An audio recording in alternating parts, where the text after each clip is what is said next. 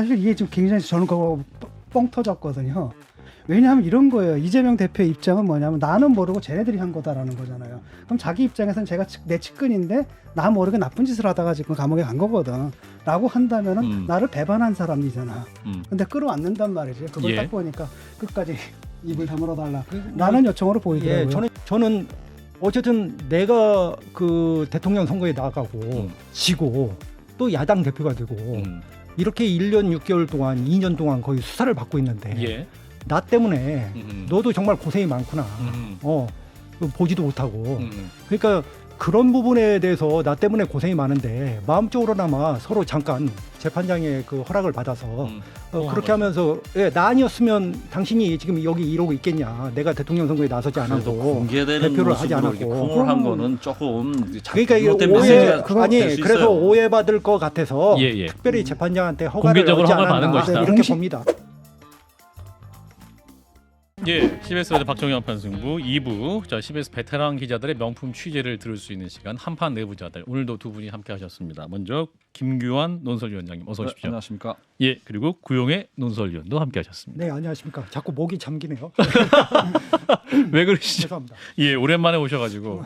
출마하셨나? 왜 오셨어요? 자, 일단 바로 이제 애청자들이 기다리시니까 강서구청장 보궐선거 저희가 판을 키웠다라고 자평하고 있습니다. 자, 김규환 위원장님 내일 선거 얘기 좀 해주세요. 네. 죄송한데 방송하기 전에 시청자분들한테 좀 양해를 좀 구할 게 있어서 예, 어떤 양해를 구하십니까? 저 위에 단추 하나 더 풀고 방송해도 되는지 댓글로 좀 알려주십시오. 왜냐면 제가 지난주에 파리가 여행을 갔다 와가지고 연휴 때 옷을 하나 샀는데 이 옷이 단추를 풀어야 스타일이 나오거든요. 근데 이걸 잠그고 하니까 답답해서 말이 잘 술술 안 나와요. 그래서 양해해 주신다면 좀 풀고 다소 불량해 보이지만 괜찮습니다. 목걸이도 보입니다. 아니 이걸 저기 풀면 괜히 방송에 성의가 없다, 뭐 건달이냐, 뭐 이런 얘기 하실 것 같아서 그런 건 아니야. 요새 스타일 때문에 그러니까 좀 양해 좀 해달라. 매우 양해하고 선거 얘기 바로 들어갑니다. 알겠습니다. 자, 강서구청장 보궐선거 내일 어떻게 보세요? 이제 여야 모두 총력전을 펼치고 있는데 먼저 김규환 논설위원장부터. 앞에 저기 그 김성태 의원하고 강선우 의원이 각각 나와서 얘기를 하시던데 굉장히 말을 그 뭐 조심스럽게 하는데 역시 모두. 자기 당의 입장에서 얘기를 하니까 저는 이제 객관적으로 얘기를 하면 일단 그 투표율이 가장 중요하겠죠. 근데 여야 공이 투표율이 40% 언저리는 갈 것이다라고 보고 있어요. 본투표까지 하면. 본투표까지 하면. 그러니까 그 원래 당초에는 한 30%를 넘겠느냐 뭐 이런 걱정을 했었는데 또 박재홍 앵커님도 그렇게 말씀하셨지만은 이게 기초단체장 선거가 대선판 급으로 판이 커져 버렸잖아요. 그러면서 관심들이 높아지면서 사전 투표율이 22.6%인가 기록을 했는데 한 11만 3천 명이 투표를 했거든요.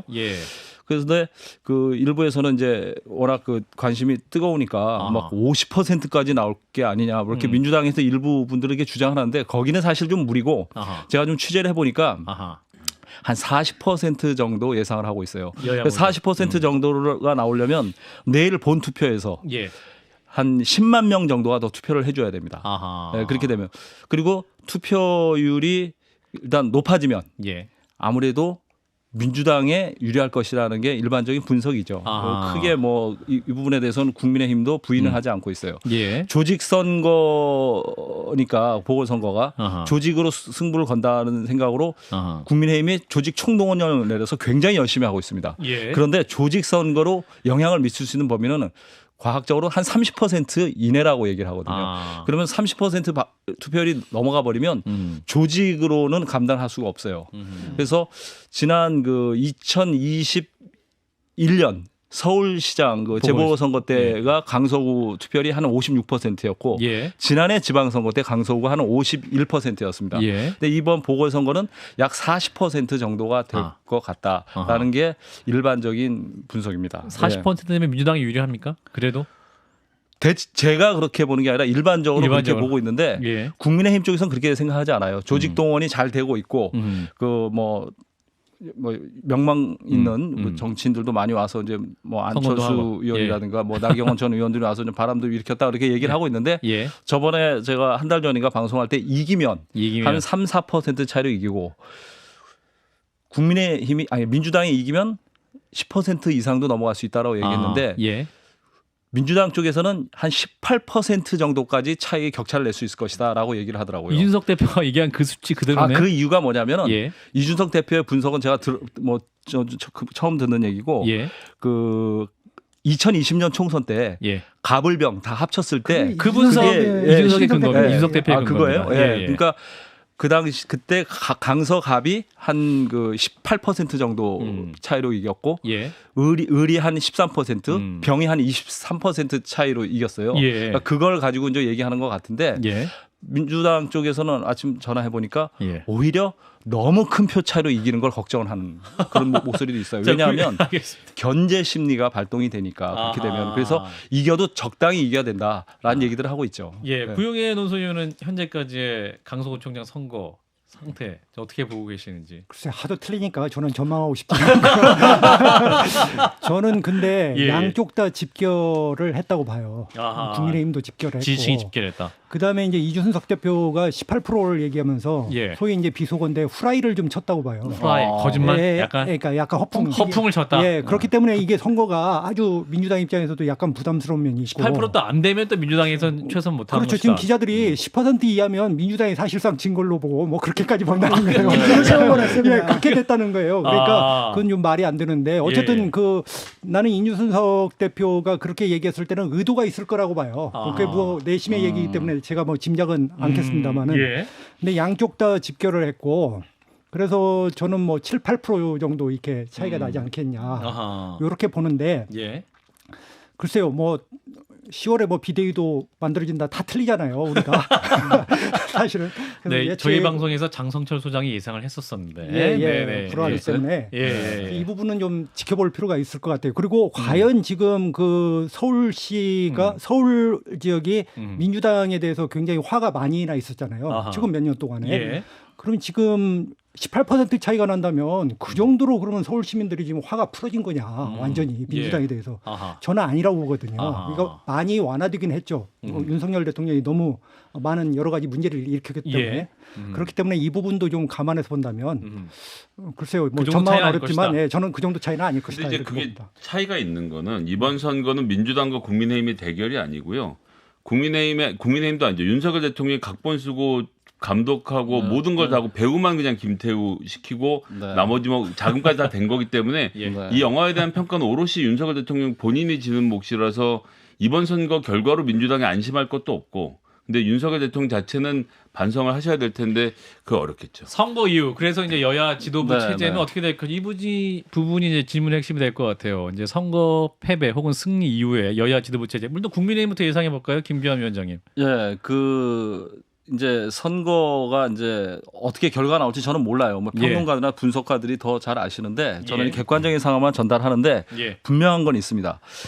그 국민의힘이 지더라도 한 자릿수 차이로 지면 뭐 젖잘싸니까요. 저도 잘 싸웠다라고 스스로 평가를 할 겁니다. 근데 두 자릿수로 지면 비대로 넘어갈까 이런 얘기 하는데 그 전부 오보입니다. 비대위 제가 단연코 얘기하지만 그런 분위기 전혀 없어요. 아하. 그러니까 우리 기자님들이나 일부 평론가들이 그냥 느낌과 이런 감으로 이렇게 얘기를 많이들 하시고 심지어 내일 아침 저희 기사도 비대위 전환 가능성 이렇게 쓰더라고요. 그렇게 쓰면 안 돼요.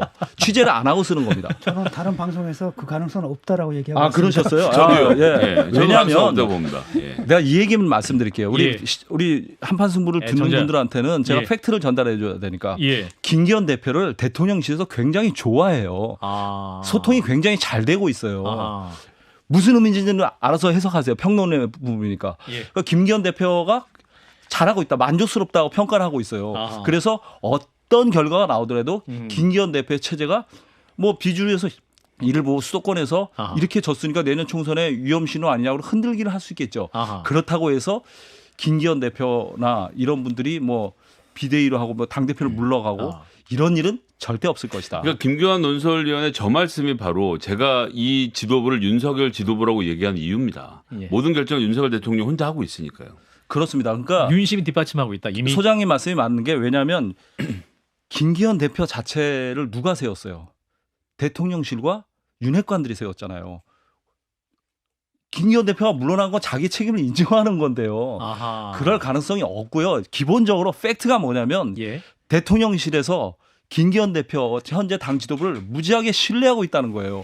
20% 이상 지더라도 책임론 그런 거 절대 나오지 않으니까 예. 그런 소설이나 그런 기대는 하지 말아라. 라고 내가 분명히 20%를 저도 20%를 전혀 저도 그럴 가능성이 없습니다. 그 국민의힘 당원들이 가만히 있습니까? 그러니까 책임론을 제기할 주체가 없는 게 저는 팩트를 전하는 사람이에요. 수도권 의원들 전멸당해가지고 예. 기껏해 인천에 누굽니까 그 윤상현 의원하고 네. 몇 사람이 투덜투덜 거리는 그 수준이라는 거죠. 또 민주당처럼 한 40명 정도가 돼가지고 세를 이루는 것도 아니고 그것도 지금 아무것도 못하잖아요. 40명을 이뤄도. 근데 그것보다도 더 적은 수거든요. 사실. 맞아요. 아니, 김기현 논설위원께서 예상하셨네요. 말씀하셨지만 선거의 시작부터 끝까지 전부 다 윤석열 대통령이 하신 건데 그러면 야 내가 책임지고 치르는 선거라고 해버리면 그 책임을 어떻게 김기현 대표에게 지웁니까? 구영애 논설위원 이 해석 동의하십니까?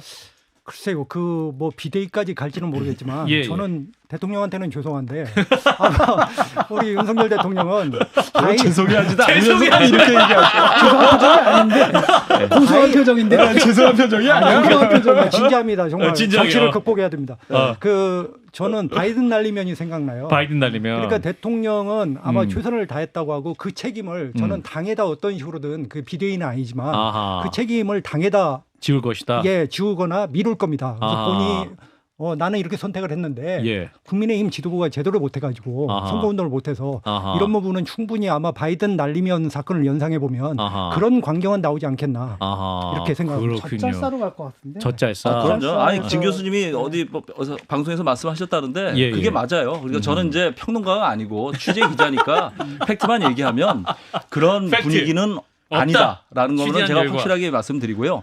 민주당 얘기도 좀 해야 되는데 민주당 얘기 해주세요. 뭐 네. 민주당이 뭐 질 경우에는 아시다시피 뭐 이재명 대표 뭐 정치 생명을 뭐 위협하는 그런 정치적 움직임이 많이 나오겠죠. 예. 근데 이기면 지도부에 어느 정도 개편이 좀 있긴 있을 거예요. 이기면 그러니까 이제 뭐냐면은 최고위원 한 분이 그 공석이잖아요. 그렇습니다. 이재명 송갑석 대표의 의원. 영장 기각된 이후에 송갑석 그 최고위원이 예. 한 이제 사퇴를 했는데 예. 그 이제 후임자를 놓고 누구를 임명하는데 분명한 거는 비명계 배려는 절대 없다. 비명계 배려는 없다. 비명계를 시킬 생각이 전혀 없습니다. 아하. 그래서 거론되고 있는 사람이 혹시 아세요? 예, 모르겠어요. 예. 제가 말씀드릴게요. 알고 계시면 다행이고 예, 다행이고. 단독인데 단독이네. 지금 저 이재명 대표의 생각은 예. 시키고 싶어하는 분은 전현희 전 국민권익위원장을 최고위원 시키고 싶어합니다. 그래서 전현희 전 의원이 최고위원으로 이재명 올 것이다? 대표의 음. 그 측근 원내외 인사들이 음. 전현희 전 국민권익위원장한테 예. 이재명 대표가 아하. 그 당신을 아하. 최고위원 시켰으면 한다는 의사를 전달을 했어요. 본인이 근데 다만 수락했습니다. 이재명 대표가 직접 전화하진 않았어요. 뭐 단식 중이었고 막 그래서 근데 다만 변수가 있습니다. 예. 현재 당 지도부 최고위원들이 예. 뭐 정청래 의원, 예. 뭐 고민정 고민정 의원, 의원. 서영교 의원, 예. 또 누구죠? 장경태 박찬대 의원. 의원, 장경태 의원이 있는데 이분들이 다 수도권이에요. 아. 박찬대 의원만 인천이고 나머지 네 분이 서울인데 예. 이분들이 전현희 그 최고위원이 오는 걸 약간 견제를 하고 있어요. 왜냐하면 차기 서울시장 구도와 관련돼서 이분들이 서울시장에 좀 생각이 있어서 그래서 제가 전현희 위원장하고 통화를 했어요. 통화 그래서 취재했더니 최고위원 제안 받은 거 맞느냐? 그랬더니 예. 맞다고 하시더라고요. 근데 다만 이재명 대표한테 직접 전화는 아직 못 받았다. 오면 그때 가서 생각을 해보겠는데 예. 당에서 최고위원들이 일부 이렇게 불편해하는 기류가 있다는 걸 알고 있다. 그래서 자기는 억지로 굳이 시키면 기꺼이 감사의 박수를 순리대로 하겠지만 하겠다. 순리대로 하겠다. 기꺼이 당내 갈등을 일으켜가면서까지 난 최고위원 할 생각은 없다. 이렇게 말씀하시죠. 김성희 소장님. 제가 아는 정보는 여성인 것만 일치하는 거예요. 여성만 일치하고 다른 사람이요. 거의 뭐 싱크로가 맞는데요. 아니 그러니까 나머지는 다른 사람이에요. 다른 분이에요? 아. 누구예요? 좀 말씀 좀 뭐 이제 해주세요. 여기 방송에서 얘기 다른 여성. 모릅니다. 예. 만약에 제가 전현희 최고위원 이거 안 되면은 방송 그만해야 되겠네요. 아닙니다. 그렇죠. 아니, 그리고- 너무 걸지 마세요. 아니 뭐 이 사람 저 사람한테 뭐 이제 언지를 넣어놨나 보죠. 뭐. 네, 그리고 저 전현희 최고위원하고 통화를 한 김에 제가 한 가지 한 가지. 이렇게, 또 더 추가로 말씀하실 게 있습니다. 전현희 최고위원이 이제 출마를 준비를 하고 있잖아요. 내년 총선에, 예. 출마를 준비하고 있는데 예. 본인은 서울 어디든 출마할 생각을 갖고 있다. 근데 서울. 일부에서 자꾸 이 예. 고향인 통영 부산 얘기가 나오죠. 부산은 이제 이 부분이 저기 전현희 위원장이 예. 그 부산의 그 범천동 그 유명한 할매국밥집 그 언덕 위에 올라가면 대레사라고 있어요. 예. 거기 출신이거든요. 아. 그래서 거기 나올 거 아니냐라고 얘기하는데 그럴 생각 1도 없으니까 절대 그건 확실하게 좀 정리 좀 해달라. 자기는 무조건 서울에 출마한다. 그리고 서울 어디 출마해도 자기는 이길 수 있다고 얘기하세요. 왜냐하면 강남에서도 출마해서 이겼는데 그렇죠. 내가 어디 가서 못 이긴다. 다만 아. 당에서 전략적으로 배치해주면 당의 지시에 따르겠다 이런 입장입니다. 예. 자, 자연스럽게 이제 민주당 얘기로 넘어가서 자, 이재명 대표가 이제 보궐선거 이후에 또 당 체제도 정비할 가능성, 뭐 최고위원 임명도 할 것으로 보이고 지난 6일에 이제 금요일이죠. 그 대장동 위례시도시 특혜 의혹 재판이 있었습니다. 그 재판에서 이재명 대표가 정진상 전 실장을 안아봐도 되겠냐라는 부탁을 재판부에 해가지고 실제로 또 안 왔다고 뉴스가 나왔는데 구용의 논설위원이 직접 취재를 현장에 가셨죠. 뭐 그 취재하러 간 건 아니고요. 재판을 보러 갔는데 그 현장을 예, 보셨죠, 예, 그죠? 현장을 직접 보게 포옹하는 됐죠. 장면까지 보셨어요? 예, 봤죠. 아, 그러니까 재판이 그날 오전만 있었어요. 예. 그래서 이제 그 오래된 단식 때문에 예, 예. 근육이 위축돼서 이제 더 오후 재판을 하기 힘들다. 그래서 재판이 이 이제 오전만 하고 마무리가 됐는데 예, 예. 말미에 이제 검찰이 위례 그 비리 의혹에 대해서 예. 공소 사실을 이제 한 40분 정도, 50분 정도 이렇게 쭉 설명을 했죠. 프레젠테이션을 했는데 판사에게. 예. 예. 그 일종의 뭐 하나의 잘 짜여진 교과서처럼 이렇게 했습니다. 근데 예. 결정적인 것은 언제 어디서 왜 유동규와 남욱과 유착이 됐는가 이런 부분은 없더라고요. 쭉 그냥 연결된 하나의 스토리로 이렇게 했고요. 예. 근데 재판이 끝날 쯤에 이재명 대표가 좀 재판장한테 한 말씀 해도 되겠냐 하니까 허락을 구해서 이제 재판장한테 허락을 받아서 했는데 예. 자기는 이 모멸감을 느낀다. 내가 그 2013년도 당시에 어떻게 자기가 부동산 투기 세력이라고 혐오하는 그런 사람들하고 유착돼 있다. 이렇게 검찰이 공소 사실을 얘기하냐. 정말 그 모멸감을 느낀다. 그 뭡니까 녹취록을 다 봐라. 그 사람들이 그리고 2013년에 나는 남욱이라는 사람 그리고 지금까지 남욱이라는 사람은 얼굴 한번 본 적도 없는데 예. 2013년 당시에 내가 그 사람들하고 유착돼 있다는 게 말이 되냐. 그리고 위례 신도시는 아마 잘 뭐 이해를 좀 어려울 텐데 왜냐하면 별로 얘기가 안 됐으니까요. 예. 근데 그게 수의계약을 해도 아무 하자가 없었답니다. 그러니까 수의계약을 하더라도 법적으로 아무 문제가 없었는데 예. 내가 그냥 수의계약 해도 됐는데 왜 공모를 했겠냐. 지금 와서 그 공모를 한 거 가지고 뭐 공모 내용을 좀 비밀을 유출했다 이렇게 하는데 예. 내가 수의계약 법적으로 해도 아무 잘못이 없다. 그렇기 때문에 이제 그러면서 얘기하면서 마지막으로 좀 재판장님한테 근데 한 말씀 해도 되겠냐. 예. 이러면서 사실 여기 있는 옆에 그 정진상 피고인하고 예. 그 구속된 이후에 예. 한 번도 대화를 나누지 못했다. 왜냐하면 이제 보석이 됐는데 정진상 실장이 피고인이 보석이 됐는데 조건이 뭐냐면 신체 접촉을 못하는 거예요. 그러니까 서로 교통하면 안 되는 거예요. 예. 상관이 있는 피고인끼리. 예. 그러면서 좀 내가 대화는 하지 않을 테니까 한번 좀 이렇게 안아봐도 안아봐도 되겠냐. 예. 그랬더니 재판장이 바로 그냥 하시라고. 그러니까 이재명 피고인이 아닙니다. 끝나고 제가 하겠습니다. 하고 이제 끝난 다음에 재판장 다 나간 다음에 한 5초간 껴안았나요? 이렇게 5초간 껴안고 5초. 물론 얘기는 하지 않았습니다. 예. 구두로 그렇게 하면서 뭐 두 분이 뭐 법정에서 각별한 정을 나눴다고.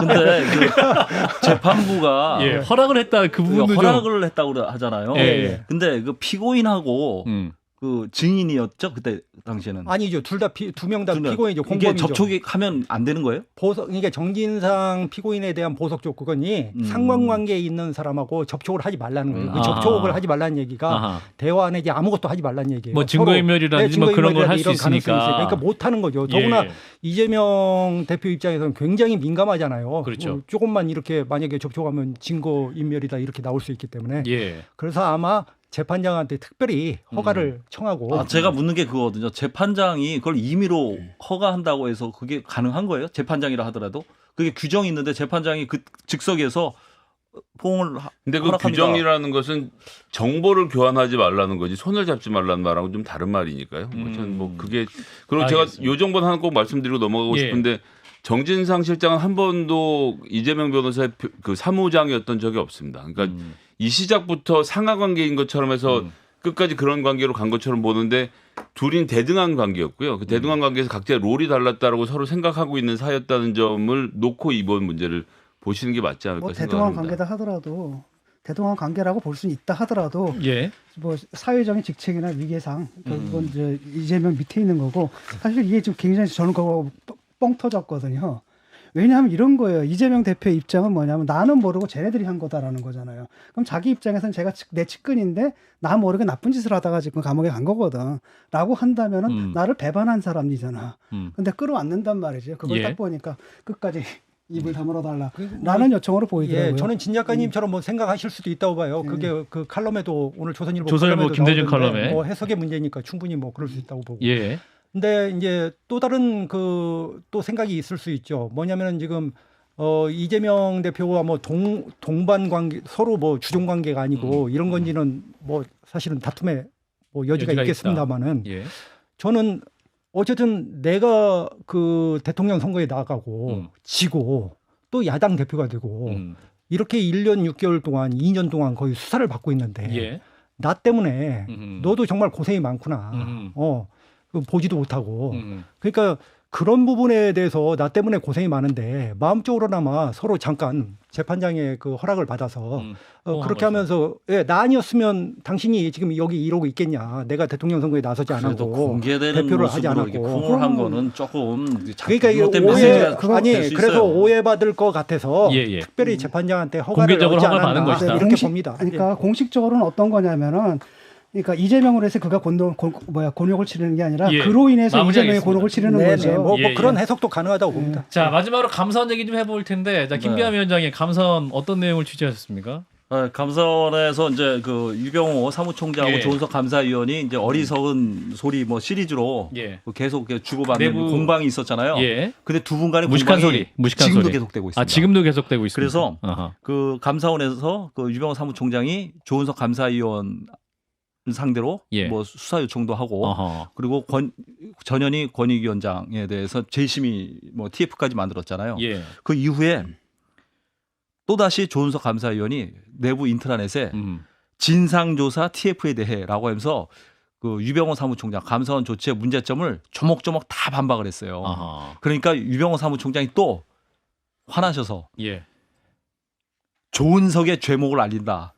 그러면서 그 본인이 직접 썼어요? 진상조사 본인이 썼겠죠. 아니 조은석은 지금 혹시 거기 감사원의 감사위원 아닙니까? 감사위원이죠. 지금 배제가 돼 있죠 업무에서. 유병호는 배제는 사무총장이고요. 안 돼 있죠. 아니 그 배제시키지 않았어요 업무에서. 주심 업무를 주심 배제시킨다고 업무. 했는데 네. 그 업무에서 배제된 건 아니죠. 그러니까 주심 업무를 배제시킨 거잖아요. 주심이 될 사건을 안 준다는 안 거죠. 준다는 얘기죠. 예. 네, 맞습니다. 아니 그러니까 사무총장이 감사위원한테 죄목을 밝힌다라고 하는 것이 맞는 건가 싶어서. 당연히 내 생각은 항상 일초 씨 앞서가셔. 제가 그 얘기 드리려고 하는 참인데 뭐냐면 예. 맞아요. 예. 그래서 제가 1초 앞서가신 거예요. 예. 감사위원은 독립된 외부 기구예요, 사실상. 왜냐하면 감사원은 감사원장을 포함한 7인의 감사위원으로 구성된다고 그랬어요. 그러니까 엄밀히 얘기하면 감사위원은 외부 독립기구이기 때문에 예. 사무처가 임의로 감찰 조사나 이런 거 할 수가 없는 거예요. 아. 이런 게 일반적으로 감사원에 있는 모든 사람들이 뭐 성향을 떠나서 다 공통된 생각을 갖고 있거든요. 그러니까 조은석 감사위원은 황당하죠. 이걸 계속 반박을 하고 있는 거죠. 그래서 두 분의 논쟁이 계속되고 있는 거고 이런 와중에 한 가지 특이한 일은 제가 저번에 방송에 나왔을 때 유병호 사무총장이 칼춤. 사퇴할 가능성이 있다라고 얘기를 했잖아요. 그 이유 중에 하나가 그 백지 신탁 8억대 그 백지 그 주식 그래서 예. 저 행정법원에서 배우자. 매각하라고 판결이 예. 나서 이의 제기를 했는데 졌잖아요. 예. 그리고 그걸 또 수용을 했잖아요. 아하. 근데 그 8억이 아니라 사실 시장 가치는 100억인데 알고 100억대 아니 놀라지 마세요. 그때 방송했던 내용이에요. 예. 예. 근데 알고 보니까 이게 유병호 사무총장 부인의 주식이 아니고 녹십자가 그 회사 지분을 분산시키기 위해서 그 김행 저 장관처럼 그러니까 파킹 주식을 한 거예요. 그러니까 본인 지분은 거의 없는 거예요. 그러니까 제가 약간 그러니까 의미를 정확하게 취재를 못한 거였죠. 아하. 더 알아보니까 본인 지분은 없어요. 그래서 굳이 나갈 이유가 없는 거예요. 큰일 나는 거 아닙니까? 예? 팔아도 아니 파킹했다고 말씀하셔도 되는 겁니까? 수사대사인데. 그러니까 본인이 명의만 빌려준 거라는 그런 설이 있어요. 그래서 그러니까. 유병호 사무총장 집안 게 아니다라는 해석들이 있어요. 그래서 굳이 이것 때문에 제가 말씀드린 거는 사표를 내거나 이럴 일은 없을 거라는 거예요. 그래서 그걸 근거가 될 만한 얘기가 뭐냐면 유병호 사무총장이 예. 사무총장을 곧 그만두고 무엇을 할 거냐? 감사위원으로 옮긴다는 얘기가 있습니다. 조은석 감사위원과 동급으로 간다. 그래서 뭐냐면 11월 16일 날 한 달밖에 안 남았어요. 유희상 감사위원이라는 분이 임기가 다 돼요. 그래서 그 자리를 유병호 사무총장이 그 4년 임기가 보장이 되거든요. 감사위원으로 가서 안정된 보장 임기. 그러면 윤석열 대통령 임기 끝까지 가는 겁니다. 근데 자, 구영애 의원님. 그게 불가능한 게 지금 이미 수사로 고발됐어요. 공수처 수사 대상이에요. 공무원이 유병호 수사 대상이기 때문에 그게 아니, 지금 기소가 돼서 유죄 판결이 나오지. 아니죠. 수사 대상이 되면 그 새로운 직위에 대해서 그 조사가 끝난 다음에 말하자면 징계는 아니지만은 그 부분을 그렇게 할 수는 아니 없는 무슨 거예요. 말씀이세요? 손준성 부장검사는 지금 기소된 상태에 재판받고 있는데 지검장까지 제가 승계를 하는데 감사위원으로 가는데 아무런 문제가 없는 걸로 알고 있어요. 이 정부에선 가능하죠. 글쎄요, 그렇게 가능할지는 모르겠는데. 소장님은 이 정부에서 왜냐하면 원래는 저는 김영신 감찰본부장을 그 유희상 대신으로 보낸다고 했는데 김영신 감찰본부장 3인방이죠. 유병호 사무총장하고 최달령 전 기조실장하고 김영신 공직감찰본부장 이 사람들이 지금 3인방인데 이분을 감사위원을 대체를 한다고 그렇게 생각을 했다는 거예요. 제가 들은 얘기는. 근데 이분이 지금 현재 공수처 수사 대상이에요. 유병호 수사 대상이기 사무총장이 때문에 11월 달에 이 자리를 바꿔야 되는데 여기로 지금 못 가게 돼서 상당히 난색에 빠졌다. 자, 한번 두고 근데 보시죠. 유병호 사무총장이 감사위원으로 가는 정면 충돌인가요? 후임은 최달령 1차장이 아니, 타이거 저는 출신 타이거예요. 타이거인데 마무리해야 돼요. 유병호 아니, 사무총장 이거 후임은 다 최달령 1차장이 할 거예요. 10,000원씩 걸어. 여기. 자, 구영애 논설위원 저는 30초. 뭐 이걸 가지고 다툼을 하고 싶지 30초. 않고요. 예. 지금 그 감사원 문제를 좀 주목할 필요가 있어요. 이번 주 예. 금요일 날 예. 그 국회 국정감사가 있어요. 그렇죠. 그리고 지금 공수처가 수사를 하고 있어요. 굉장히 중요한 지금 순간이고 구간이에요. 예. 그렇기 때문에 10월 중에 아마도 아까 3인방 가운데는 공수처에 소환될 수 있는 그런 상태도 지금 거의 와 있다고 보여요. 지금 그렇기 때문에 10월에 좀 이 부분에 대해서 좀 감사원 문제는 좀 주의 깊게 볼 필요가 있을 것 같습니다. 자, 두 분이 또 열심히 취재해 주셔서 저희 유병호 방송에 총장 알박기 이거 좀 더 할 얘기가 있는데 시간이 또 없네요. 없네. 오늘 여기까지. 네. 자, 한판 자, 논설. 자, 김기현 논설위원장님, 구영애 논설위원 두 분 고맙습니다. 네. 좋아요? 구독. 알림 설정.